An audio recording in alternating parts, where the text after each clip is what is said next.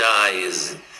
কিন্তু আমরা যে মাদ্রাসায় দেখেছি আর স্কুলে একসময় দেখেছি, একসময় মায়ের যুগ ছিল, এখনো এই হেফজখানা গুলোতে এক শ্রেণীর জাহেল হাফেজ আছে যারা এখন ওই রকমই গরু ছাগলের মতো করে পরের ছেলেদেরকে মারে।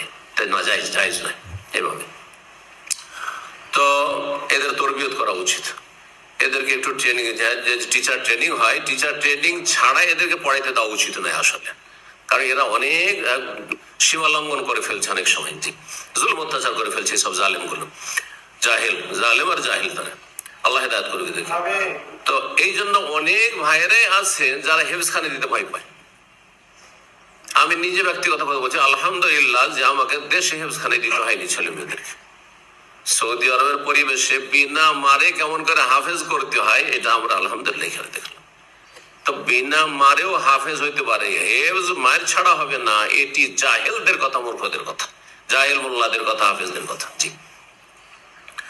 তো কান এমন করে ধরতো, বুঝতে পারছেন, বা কান মলতো সুবহানাল্লাহ, যে সপ্তাহ 2 সপ্তাহ কানে হাত দেওয়া যেত না, এত ব্যথা। এরকম করে মারতো জি শিক্ষকেরা, এসব জালেম শিক্ষক, এসব জালেম হাফেজ, জালেম মোতারিস।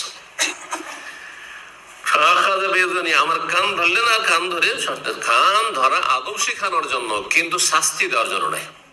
মার কিসের জন্য এর আগে বলেছি, আদবের জন্য মারা যাবে। আদবের মার কি, যেমন ভালোবাসার সাথে মানুষ মারে, যে একটু একটু অপদস্থ হইলো, হ্যাঁ একটু ছোট হইলো, যে মায়ের খেয়েছি কিন্তু ব্যথা পাইনি, কষ্ট পাইনি, এইটুকু। নিজের ছেলের মতো, নিজের মেয়ের মতো ওইভাবে। আর এই নয় যে পরের ছেলে মেয়ে, সেই জন্য তাদের কোনো হক নেই, অবশ্যই হক রয়েছে, এবং এই ক্ষেত্রে আরো বেশি আল্লাহর কাছে হিসাব দিতে হবে। আল্লাহ বুঝার আমল করার তৌফিক দান করুন তাদেরকে। ফাদারানি আইয়ামিন, ডান দিকে ফিরিয়ে দেন নবী সাল্লাল্লাহু আলাইহি ওয়াসাল্লাম।